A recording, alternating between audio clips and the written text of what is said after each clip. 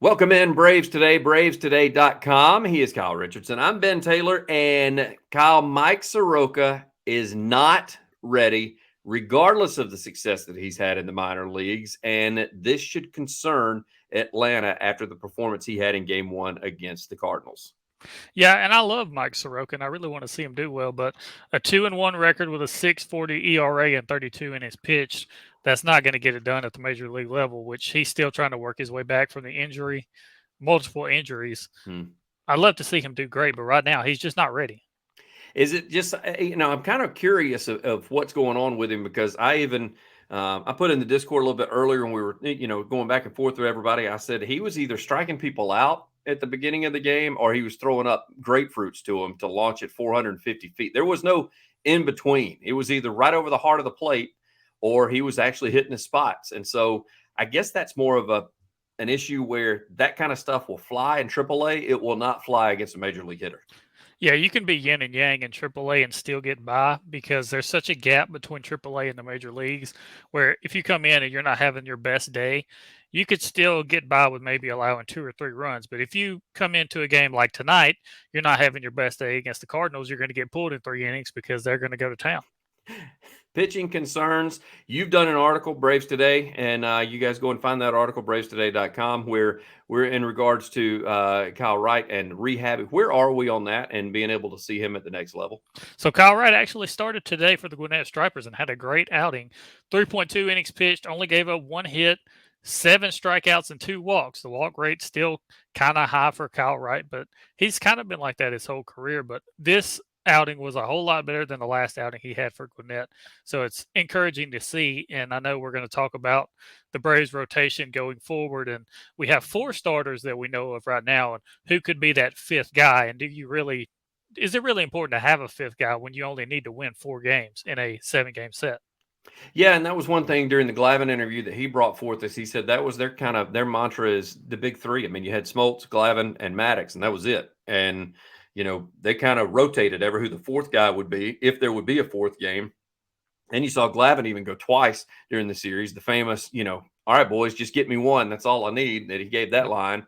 And so I do wonder, and Glavine said that. Glavine said, when it gets playoff time, you just need 3 strong guys. And then if you've got some solid guys in the pen or a guy that's there in case a starter has a bad first and second inning, and then you can bring that guy in where he's like a starter, but he doesn't start playing until the 3rd or 4th inning.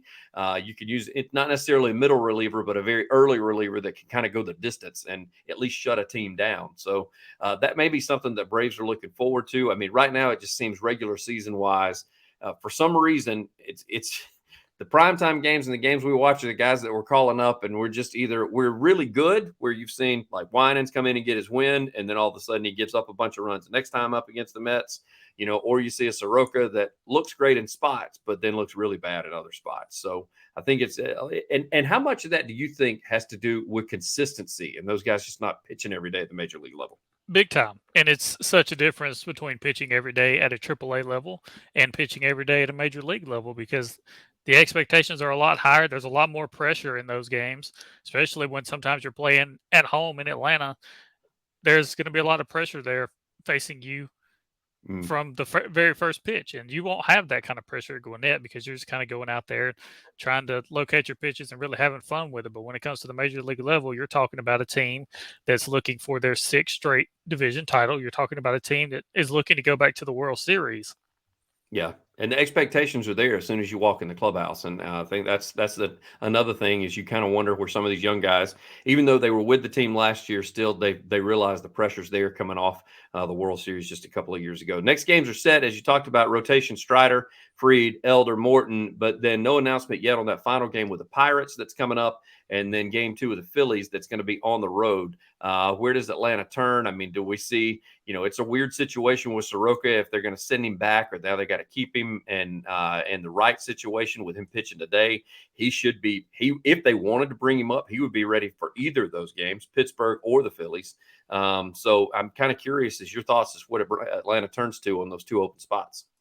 Our friend Lindsay Crosby has mentioned the service time manipulation thing Yeah. with Mike Soroka, and if he's with the team much longer, then he will be a free agent at the end of 2024 instead of 2025. And as far as his development and getting back to where he was when he first came to Atlanta, he could use another year in the chamber. Mm, And we would like to have him for another year. So I think we're going to send him down. I like the guy we brought up the other day, got his first ever start. He did well. mm, Winans is a good option. He didn't look perfect in his last starts, but still, Winans looks pretty good. Kyle Wright, he could be back. mm. There's a few guys down there that we could bring up. The Winans thing I find interesting because I didn't think he was set up fairly to succeed. He threw against the Mets and looked really good. And then in the span of less than 7 days, they got to see him again. And he did not get a start in the minors in that time. Even though he went back down, he didn't get any pitching time when he went back down for a couple of days. And then the Braves brought him back up to face the Mets again less than 7 days after he had just shut him out. And you know as well as I do, anytime a major league roster sees a guy multiple times, especially in that short a period of time, if they're not completely on their A game, like somebody like a Strider or a Morton, it just doesn't bode well for the pitcher. And no one talks about, the kind of travel and what that does to your mental because you played in New York playing against the team that had drafted you and just deemed that you weren't good enough to play for them. And then you play at Citi Field and you beat them in their own house. You come back to Atlanta and they're like, well, you're going back down to Gwinnett.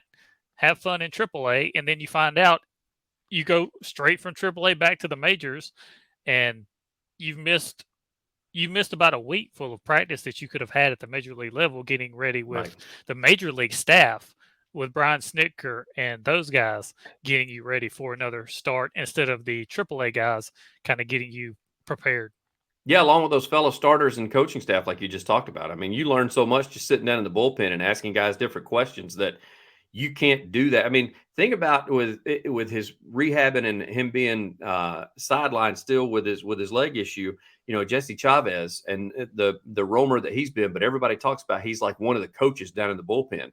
What a young guy like a Soroka or a Winans could do just sitting in a clubhouse and talking with him and finding out information of what would you do with this guy or how would you treat this hitter or something of that nature. Playing scenarios. And as you just said, when they keep bouncing back and forth, they don't get that opportunity. When they do, they got a limited, 24, 48 hours to do it. And they also don't want to be that pest that gets called up to the majors and is just constantly wearing the veterans out as the young guy that's sitting up there. So they kind of sit there and be quiet and just kind of soak it in by osmosis. And then next thing you know, it ends up being a very unproductive visit. So I talk about musts. And the reason I say that is must wins, I guess what you say. I call them musts.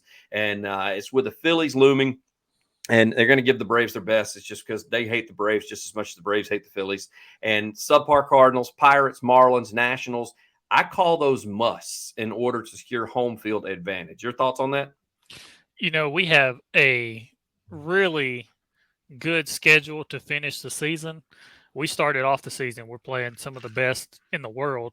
And now toward the end of the season, we're kind of winding down with teams that are, like you said, they're subpar teams. And if you want to be one of the best teams, it doesn't matter what sport it is, you have to be able to win the games you're supposed to win. And these are games that the Braves should win. A 4-game series against the Phillies, 3 games against the Marlins, 3 in the Phillies, 4 against the Nationals, 3 against the Cubs, and then 3 against the Nationals. Those are all series that you should be able to at least win the series. And if you're able to win the series, then you should have home field advantage over the Dodgers, who you just took 3 or 4 from. Yeah, and we'll talk about magic number here momentarily. I do need to get to our sponsor. Braves fans, you hear us talk about him all the time. Ford Stokes, founder and president of Active Wealth, host of the Active Wealth Show on AM 920 The Answer, author of the must-read book Annuity 360. Special offer for you is he's going to give each and every one of you a free book as long as you go to annuity360.net. Enter your information. Ford's going to send you that complimentary copy. It is a fantastic opportunity for you to learn how to be better protected and to grow your hard-earned wealth. Ford and his team, they specialize in assisting pre-retirees and retirees that are ready to invest. They have the knowledge and expertise to guide you towards making sound financial decisions. By the way, Ford's registered investment advisor, Brookstone Capital Management, manages an impressive $8.5 billion in assets. That's with a B. That's the kind of experience that you want. If you want to learn more about Active Wealth and the services they provide, go to activewealth.com. And if you missed any of Ford's enlightening financial radio shows, don't worry, you can listen to those anytime at activewealthshow.com. It's an incredible opportunity for you to gain valuable insight managing your finances effectively. Again, for the free book, annuity360.net. For all the other information, go to activewealth.com. Ford, we appreciate what you do for us at Braves Today. And make sure you tell Ford that we sent you in this direction. Braves magic number. It's been stuck on 12, and the reason being is because final game lost to LA, opening game lost to the Cardinals. This is why I talk about musts, because after that, it's all about playing at home. Reason being, it's lack of success the Braves have thus far had out west. Now, let's just throw that last Dodgers series out. The Braves have been snake bit when it comes to going out west and playing the Dodgers, Giants, Padres, ever who it may be, especially if you look beyond this most recent LA series.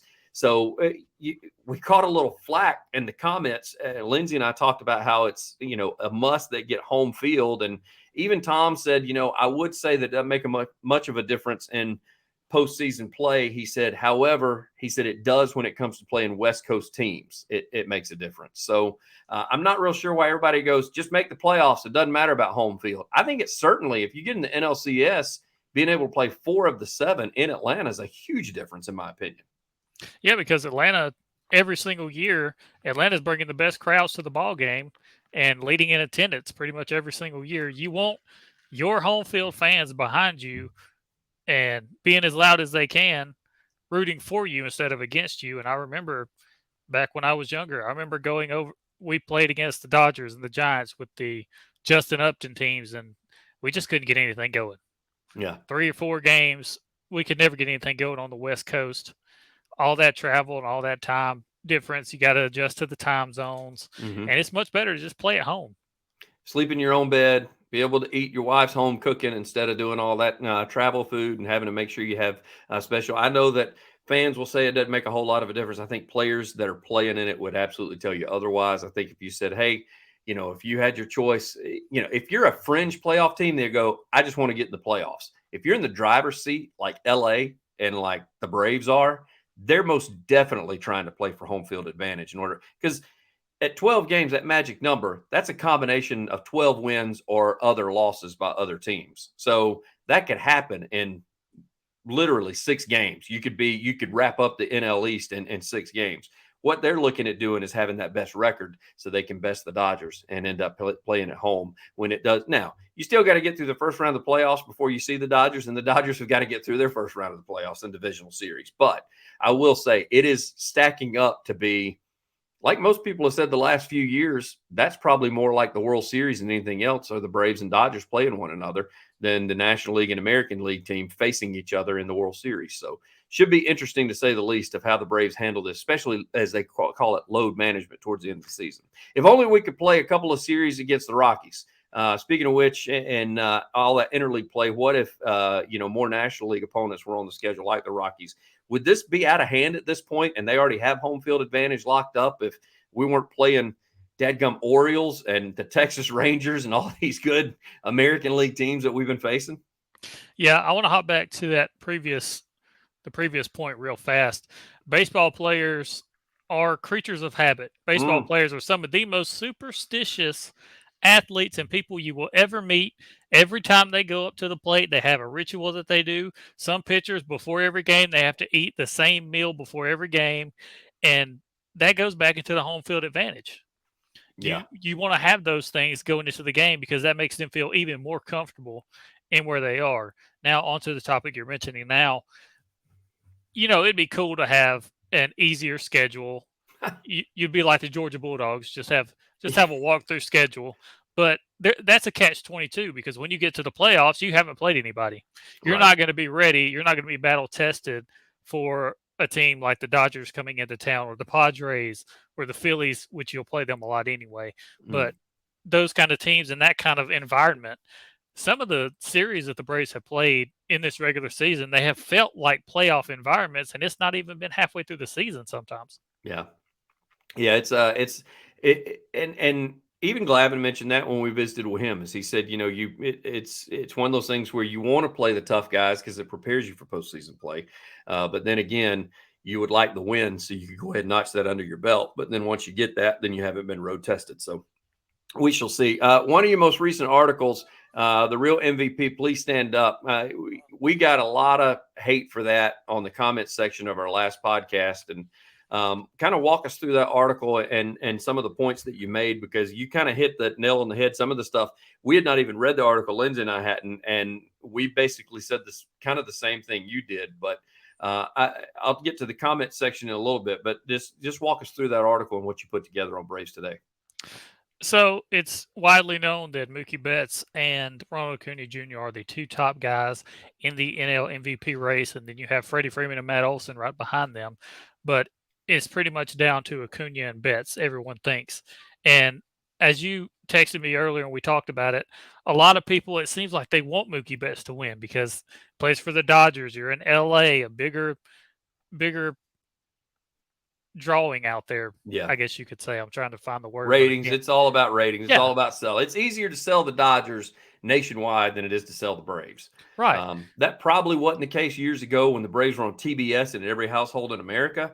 But now, I mean, the Dodgers are featured on Sunday Night Baseball constantly. And and the Dodgers have more people watching in LA than we have watching the Braves on the East Coast altogether. So it is what it is. It's all about the numbers. They have a better market. That's what I was looking for. Yeah. A better market in LA than it is in Atlanta. But my whole point was, sure, they're both great. They're both deserving. They're both having incredible years. What I did was I compared the numbers between Acuna and Mookie Betts when it came to that series alone, not a whole season of work, which that definitely makes a difference. But I was comparing them in that series alone. And in that series alone, Acuna hit 356 and Mookie had a 333 batting average. Both incredible. You're 1 for 3 for both of them pretty much. But my main point is, sure, they're both great. They're both deserving. But Ronald Acuna Jr. is doing things this season that have never been done before. There have only been 4 guys to have a 40-40 season in MLB history. And Acuna has a chance to break even that. Nobody's done 40-50. Nobody's done 40-60. And he's close to 40-70.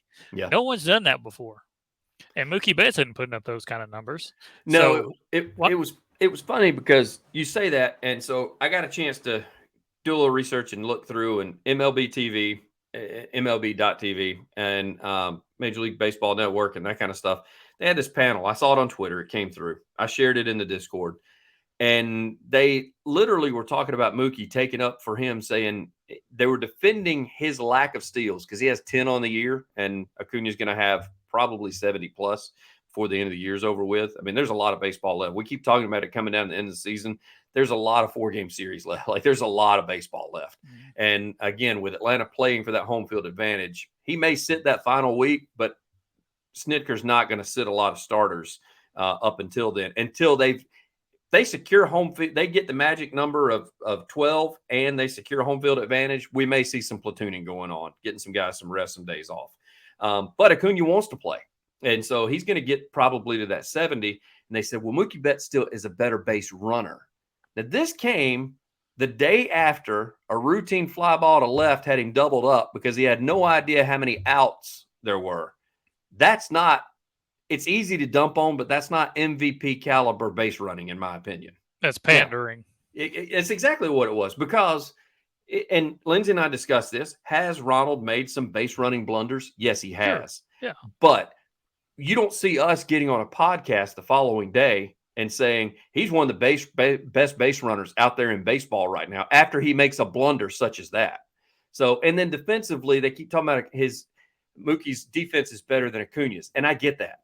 But I think that they're talking about, receiving the ball, tracking balls down. His speed is a little bit faster in the outfield than Ronald probably is, even though it's not on the base paths. However, Mookie doesn't have the arm that Ronald has. No. I mean, it's unbelievable what he can do with a baseball once he gets it in his hands. And you see guys with needing to move runners to third that on a fly ball that's deep enough for anybody else in the league, they don't go. They stay at second instead of trying to go to third and test that arm. So I didn't like the argument that they put up. That's when I said, and I put that, out online. I put it in Discord. I said, this is just the national media pandering to the LA market because what they said just was not facts-based. I mean, again, it goes back to ratings. LA market. Goes back to ratings. And listen, Acuna, he got married in the morning, hit a grand slam later on in the afternoon. And it He doesn't got get the much marriage better. buff, is what he got. Doesn't get much better of a day than that. So got to wrap things up real quick. Another first inning run for the Braves. So tell me you hadn't heard that before. However, it didn't matter against the Cardinals. Olsen does get number 45 at 448 feet back to back. Well, he and Riley, they've done that for the 7th time this season. So Braves dropped that game 1 with the Cardinals. More to that series. We'll wrap that series up with the Friday podcast, as well as preview what we can look forward to as far as Pittsburgh is concerned. I will say this: any particular articles you got coming out anytime soon that people can go to Braves Today and take a look at? Probably just going to be looking at those magic numbers. We're stuck at 12, so I might do something on Sean Murphy because he's number 12. It's kind of looking at that. Also, you mentioned the first inning runs. 126 first inning runs. That's one short of a franchise record. So I'm sure as soon as we break that, which could be any day now, we'll write something on that too. That probably could happen before we'd even do the next pod. whenever it drops. So he's Kyle Richardson. I'm Ben Taylor. Braves Today. Braves_today is where you can find us. You guys go and check that out. Kyle, thank you, bud. I appreciate it. Yeah, had fun.